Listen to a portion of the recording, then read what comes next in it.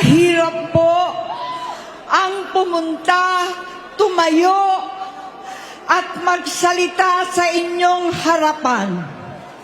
Pero noon pa man, alam kong walang madali kapag ikaw ay Marcos.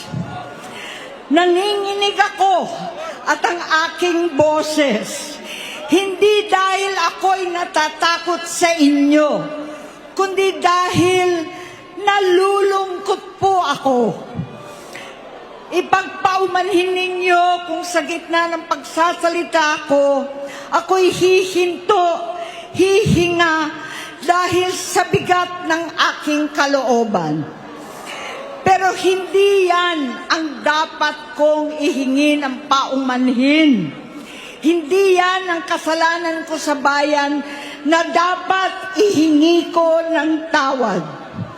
Narito po ako dahil sa tawag ng Iglesia ni Cristo para sa transparency, accountability at hustisya. At dahil sa tawag ng sarili kong konsensya, bilang senador, bilang kapatid, bilang Pilipino. Bata pa lamang kami ni Bongbong.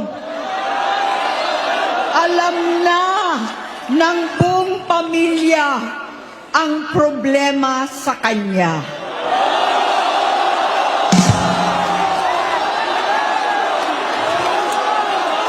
Sa totoo lang, mababasa naman ng lahat ang mga testimonya ng aking ama patungkol sa kanyang ugali at gawain.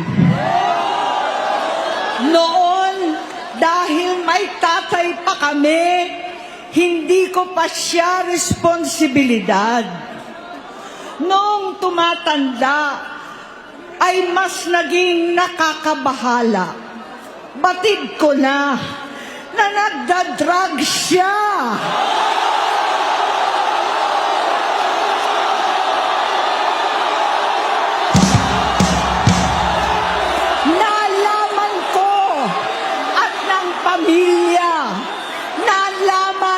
Pamilya, seryoso ito. Minsan, kami ng Presidential Guard at Metro Gompa ang naglilinis tuwing nagpa-party po sila.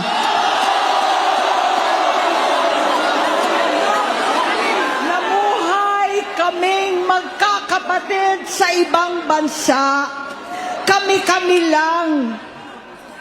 Kinumbinsi ko pa si Bongbong, pakasalan mo na si Lisa. Naisip ko noon, kapag nag-asawa siya, malalagay na sa tahimik at magkakaroon ng direksyon. Ang laki ng pagkakamali ko. Mas lumala ang kanyang pagkalulong sa droga.